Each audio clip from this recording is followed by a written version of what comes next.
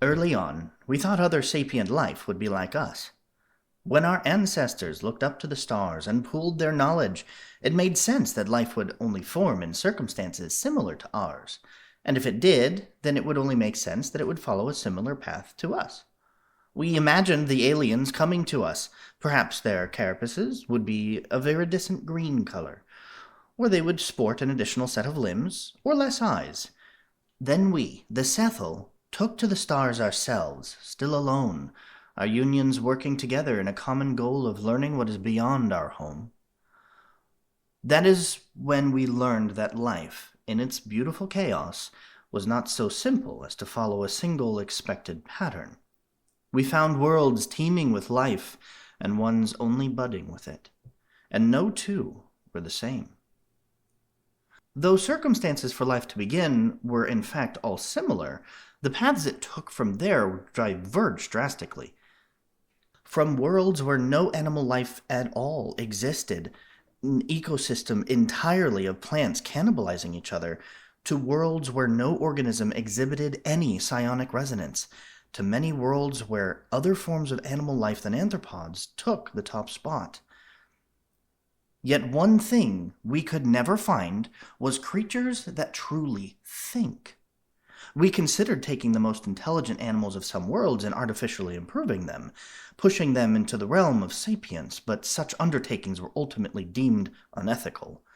Just as forcing an individual into a union against their will long ago deemed an act of cruelty and tyranny, forcing a creature that did not develop sapience of its own into it would just be another cruelty, not justifiable by our collective loneliness. So, instead, Sam was born. Search for Alien Minds, a project to either find another thinking being in this universe, one that wasn't one of us, or prove that we are truly unique and alone. We sent out long-range psionic transmissions and mechanical probes and looked through the magnifiers across the stars. While our unions spread and we advanced further into prosperity, we kept trying and trying, yet to no avail. We never gave up, yet hope has long dimmed. That was until one of the probes gave us a 6 out of 5 investigation target. After scanning a star system and sending data, it self-destructed via the local star, as was our protocol for avoiding disrupting the locals, should they exist, but the data it sent was incredible. Different investigation levels meant different things detected that would indicate potential presence of alien life. Each point increased it by 1 level. A planet within parameters of what we have learned to be capable of fostering advanced life, presence of stable oxygen-based atmosphere, presence of liquid water, presence of complicated, non-naturally occurring material alloys, signs of large-scale artificial terraforming, and lastly, one that would automatically bring investigation rating 6, even if all other criteria failed, artificial-seeming structures outside the planet's gravity well. This one ticked off all 6. We have been fooled before, assuming natural rock formations for major colonies of burrowing animals to be structures indicative of civilization, though when something was enough of a pattern, we always investigated. But this was the first time we discovered something that would only possibly be created by fellow sapients. Excitement buzzed. All unions linked up.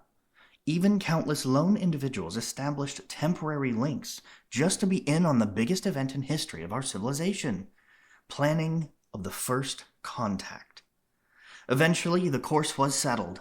A large colony ship, slightly refitted to house a lot more scientific equipment, staffed by the brightest individuals, both from various unions and loners, aided by many more that would be present only in mind. The travel to the system of our potential friends would be long by our FTL standards, and we decided not to waste time by creating a series of communication links along the way to keep the unions connected. The ship will be on its own union and go on ahead and make contact, while the frontier unions would create a pathway of beacons toward it until we were connected. The plan was not the safest, but in our collective excitement, nobody cared much for our own safety as the vessel departed on its journey. We had a first contact to conduct. Arriving to the solar system where the expected civilization was located had everyone giddy. Several of those more used to lone existence rather than being a part of a union gathered in observation decks, watching through viewports, while the more union-minded observed through a camera screen or others' eyes instead. We were still a single union aboard this vessel, though cut off from the grander one. Our dedication to the cause kept us focused. A below-average-sized planet, covered in what looked like bountiful oceans, even from far away. We originally planned to enter orbit, but as concerns of interfering with the planet's natural moon and its orbit were brought up, we settled for an orbit around the fourth planet from the star, red and barren. With the stable position taken, we began our preparations. Throughout our voyage, we prepared for many possibilities. We knew we did not wish to spy on them for prolonged periods of time. To peer at them without being able to return the gesture would be most unfair, but we needed to gather at least some information before we could attempt contact. In the end, we decided to be minimal with our information gathering. The probes sent to their planet's orbit quickly delivered us basic information. The species was one of terrestrial mammals, below average in size. They were as alien as one could get compared to us, though not in a repulsive or dangerous way. At least some artistic unions might consider them visually appealing even. Their development was rather advanced, which was to be expected with the artificial satellites they already launched. The concerning part was a complete lack of any psionic resonance. Some union members exhibited concern at our ability to communicate with them in the absence of it, but we still had written communication, and were not incapable of audible annotations to carry meanings across either, even if they were rather archaic. The issue came from the fact that we were, rather expectedly, noticed. The Sapiens have been sending analog transmissions at us since the moment we entered the system. Deciphering them revealed a lot of information about their language and communication systems.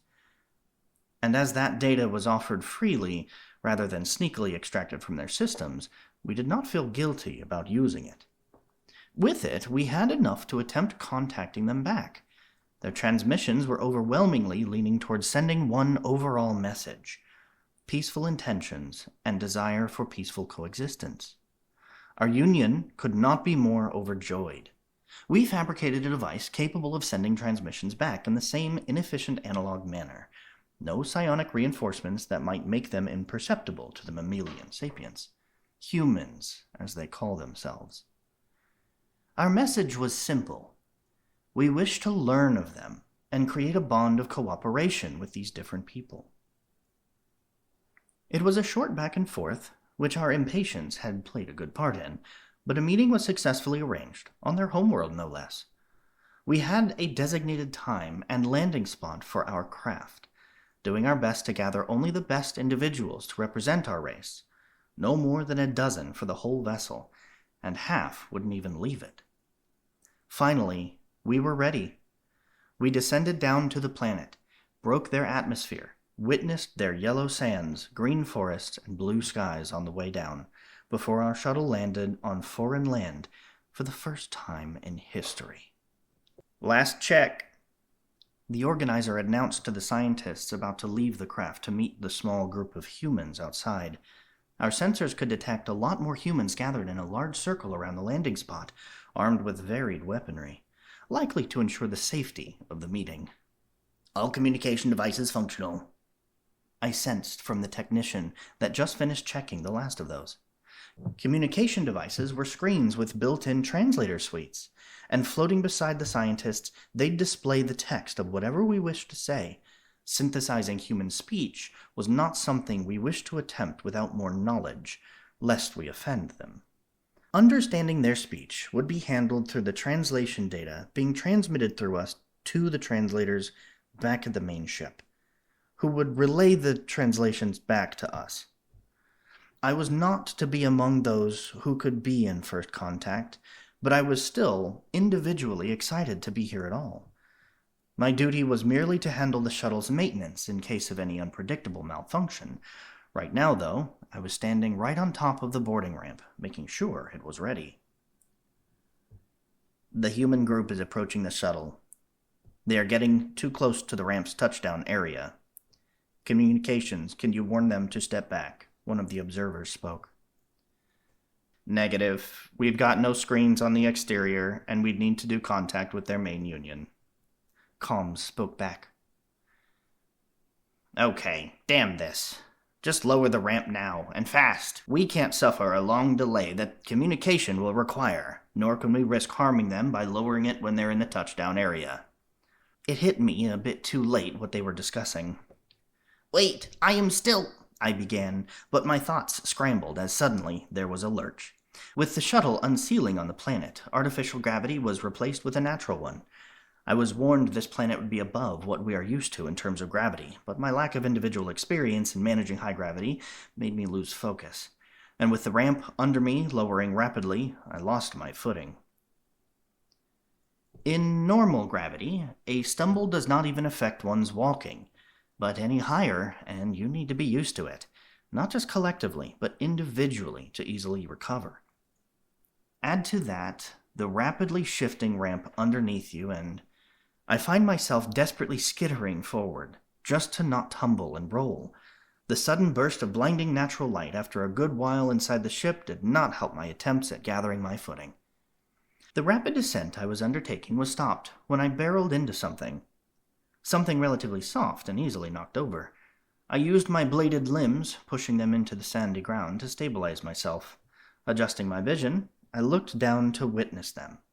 The human, looking back at me. They were underneath me, with my blade arms being by the sides of their small head. I could not tell what the expression on their face was, but that individual could not possibly be happy with my fumble. Then I recovered enough of my mental faculties to hear the collective panicked scream of the entire Union.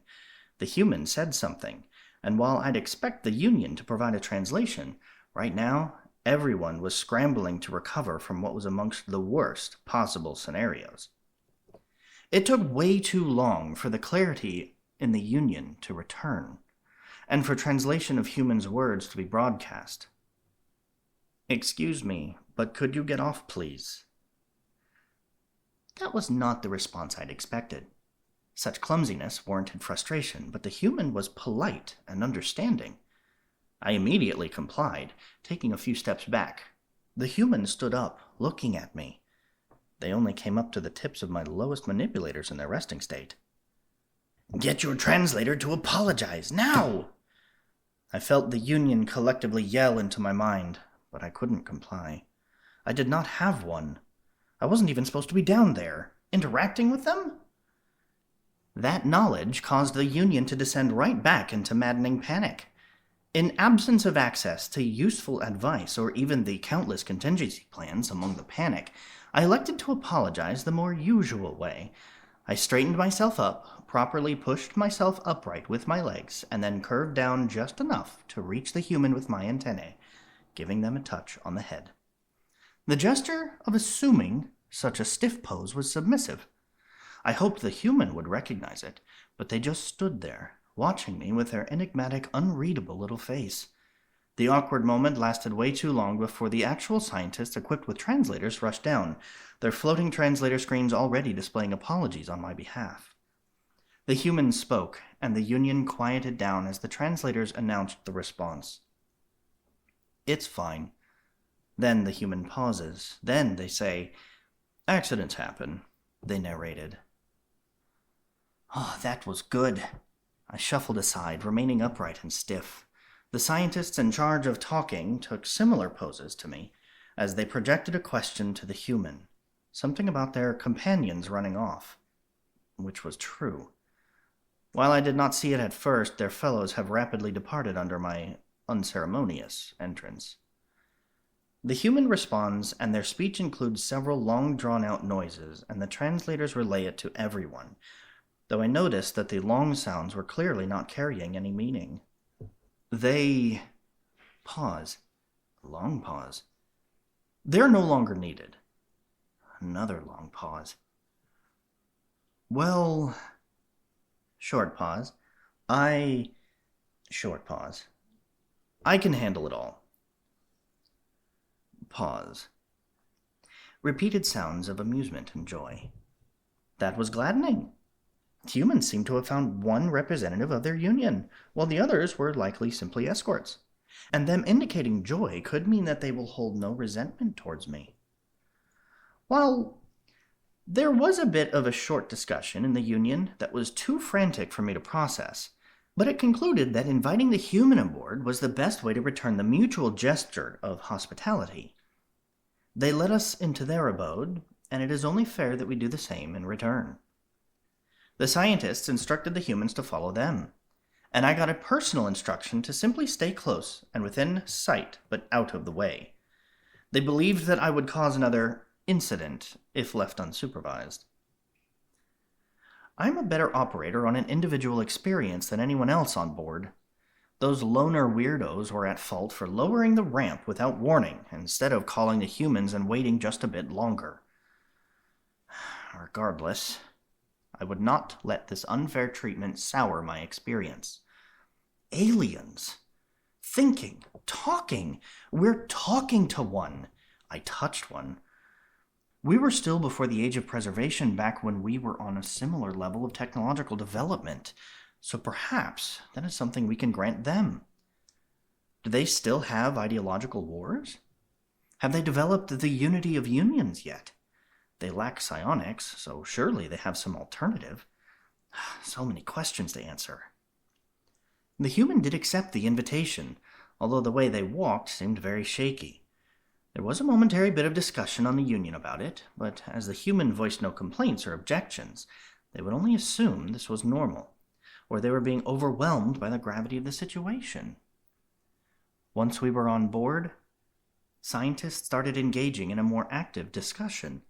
They decided to give a brief overview of our society, as we currently know little about each other. Finding differences like that was probably what I was individually most excited about. But the moment the conversation started, the human voiced a surprise, transcribed by translators. The human is surprised that we have not accessed their data network, was what they relayed. Of course we didn't. That's obvious. While we have an intentional choice to keep our data networks open for viewing to potential outsider entities, humans were still before interstellar travel in their development. They have no reason to assume their network could be accessed, so it being open does not equate to invitation to access it. And yet, the noises they are making right now are more of those amusement joy indications. They are very repetitive, but it matches the linguistics we had. Now they are saying, "We operated with the assumption that you looked through it already, so you feel free to do that, I guess?" Then they follow it up with more amusement noises. Then I felt it. Some individuals, the curious ex-loners who joined this union for the mission back on the main ship, failing to understand the effect it will have precisely on them, instantly entered the human data network and connected it to our own, including the union's network. The flood hit us. Overwhelming flow of information flooded the network. It was incredible how much of it humans had, but at the same time, the ex-loners were extremely lacking in the most important individual experience a union member can have, managing their connection. I joined a union as soon as I was mature enough to do so, and I was used to handling sudden information floods, be it from links to other unions or data dumps. I knew how to lock myself out from the union without detaching myself from it, and so did all the others. Yet so many on this expedition were loners who temporarily joined. Creatively minded ones did not mesh well with uniform direction of the union. Even this union was a mess, constantly talking over itself. I couldn't wait to return to a proper one. So in lack of the skills related to being part of the union, they were all currently being overwhelmed into paralysis by the information flood. But then I realized the true magnitude of the issue. The data flood wasn't stopping, and it won't for a good while. And the only people on board the shuttle that weren't currently blankly stuck in place as their brains were taken along for the wild ride were myself and the pilot. The human looked around, their small, focused eyes requiring them to twist their heads as they kept looking at the scientists around them. who just talked to them through their translator screens, only to freeze. The human looked even smaller when surrounded by so many fellows. They appeared to be secreting liquid, which was concerning. We were not unfamiliar with the concept of a species that do so, but usually it's a sign of either aggression, stress, or fear. While it was wrong to make assumptions based only on general patterns, especially considering our kind has been surprised by the diversity of life in the universe before, and my own lack of individual experience in the field combined with my inability to access collective experience properly, I decided to err on the side of caution. I gently tapped the nearby scientist's translator screen, hijacking it with my own psionic resonance. They were too busy getting overwhelmed by human networks to use it right now anyway. And with that in control, I sent my message to the human, whose attention was now focused entirely on me, the only Sethel still moving. "Are you stressed or afraid?" I told the screen, and it translated and transcribed the message into intelligible human writing. I noticed the human's facial features shifting, their eyes growing bigger as they loudly responded. But I couldn't understand the response without the translator. Carefully avoiding the stream of data, I reached into the Union. Trying to relay general messages through it would be pointless, but if I can find a specific individual, I can connect to them directly, and I was in luck. Only some translators back aboard the main vessel were ex-loners. The rest were at the ready, and only mildly panicked about how the first contact had just got even messier. "The human says they're not afraid at all." I did not need to be able to reach into their feelings to be suspicious of their honesty. Lying within a union was impossible, but lying between unconnected unions? Easy. That secretion in their head must mean something, yet I did not wish to accuse them of deception. Another approach was necessary. The Union was still processing the flood of information, but the information was there now, which meant that if I were careful, I might extract some data. People who were in the Unions before were probably already combing through the specific portions of data relevant to their postings and interests, while waiting for the ex-loners to snap out of the overload. I just had to be careful as I weighted my consciousness through the flood of information for a specific query. Human emotional expressions. A quick comparison to the face of a human on board confirmed my worst fears. The human was struggling to hide their fear. I used the translator to relay my words to the human. "You are afraid. Why?" The human's expression of fear grew intensely. I felt the mental weight of the still conscious part of the Union observing the interaction with great judgment. Any words carried by them were, however, muffled by the flood of imagery, featuring small, fluffy mammals. In the meantime, the human started speaking. Thankfully, the translator individual I contacted was still listening and started translating verbatim, rather than relaying words. "I am not afraid. I am not scared." The human kept denying.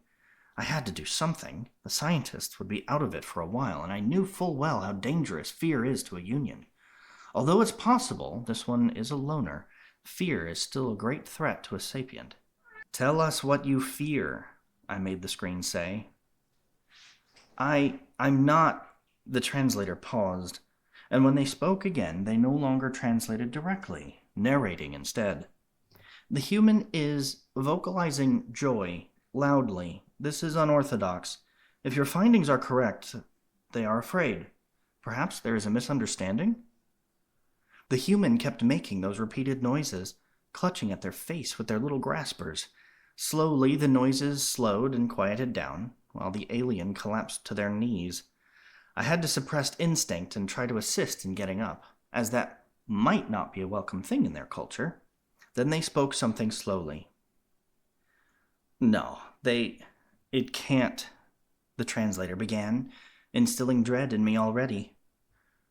"The human just said, it's us. They're afraid of us."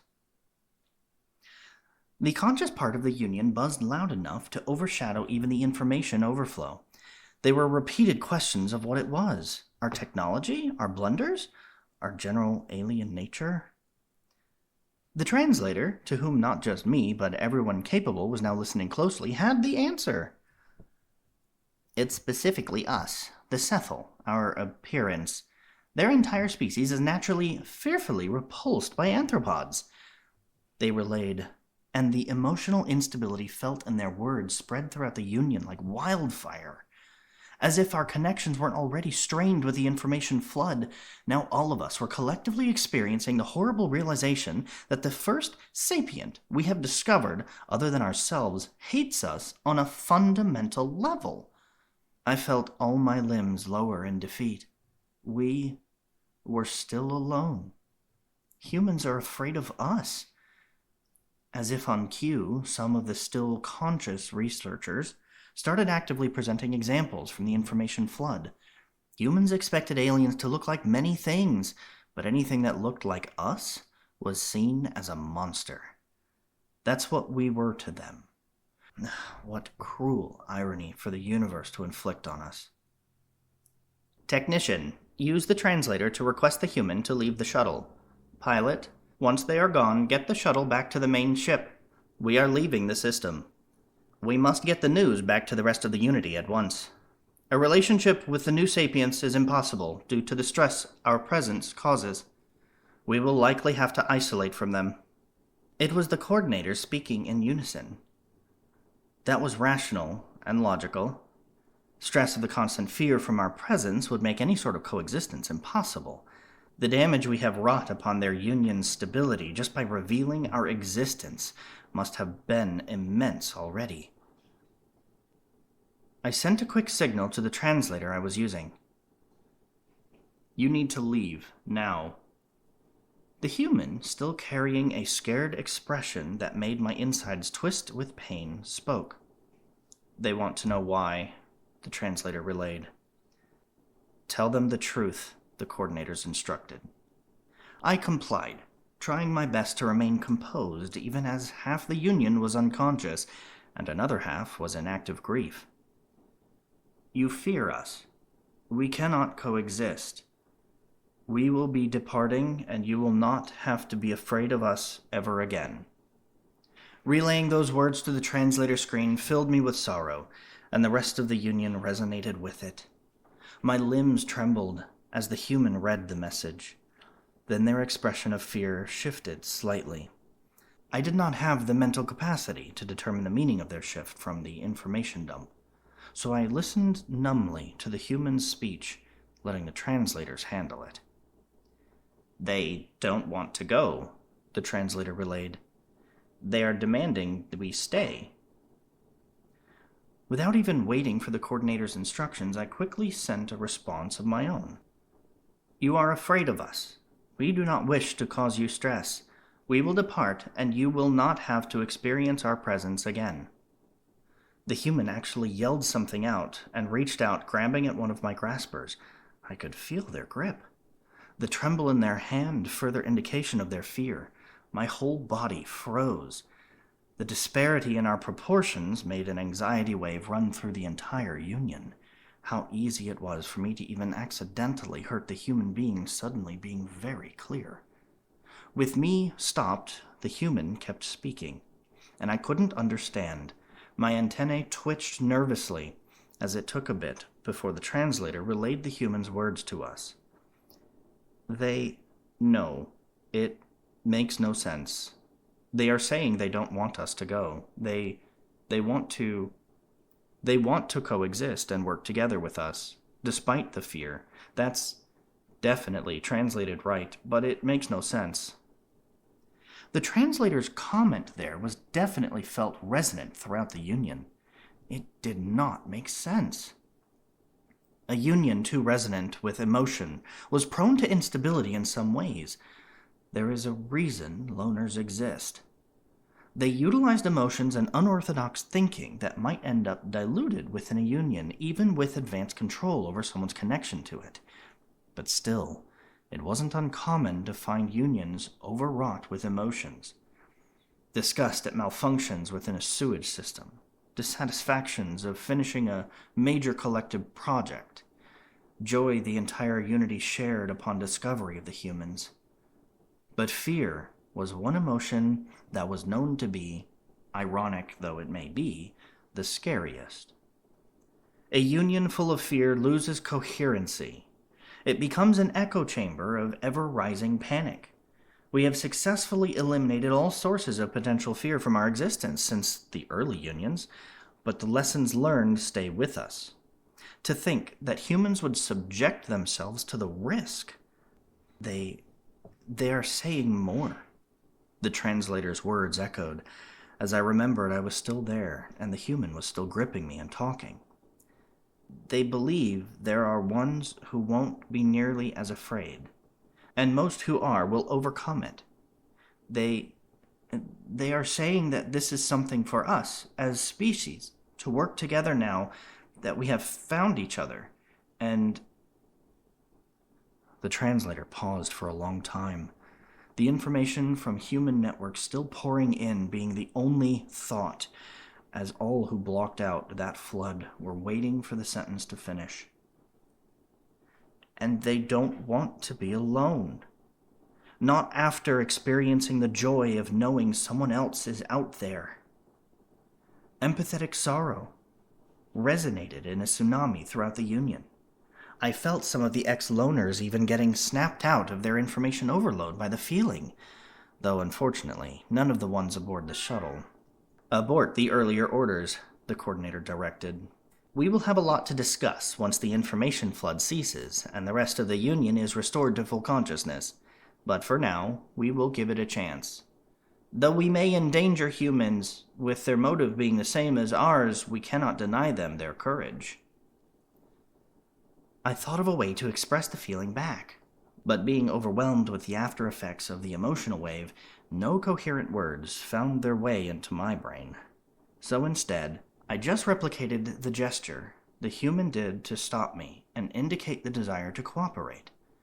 I reached down and firmly grasped their free grasper with my own. Then I stared back, right into the human face. They spoke something in a weirdly quiet voice, and then collapsed, making me scramble to catch them. There was a wave of frantic panic, momentarily spreading before the translator managed to make their words heard. They said that they were glad, and that we should call their command, that they couldn't handle it anymore, and to ask the others to prepare a set of pants. Immediately, a buzz started about sending a communication to human command, and discussing potential courses of further action, both in regards to the clearly information-overwhelmed liaison they sent aboard our ship, and towards our general future together.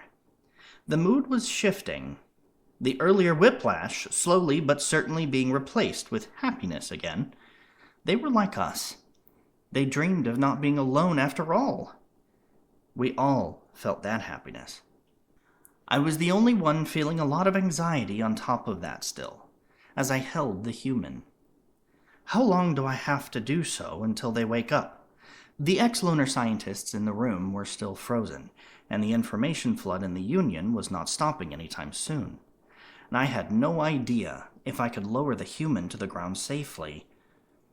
I suppose I will just have to hold them until they awoke again, or the humans sent some of their own to assist. Hopefully it won't be long.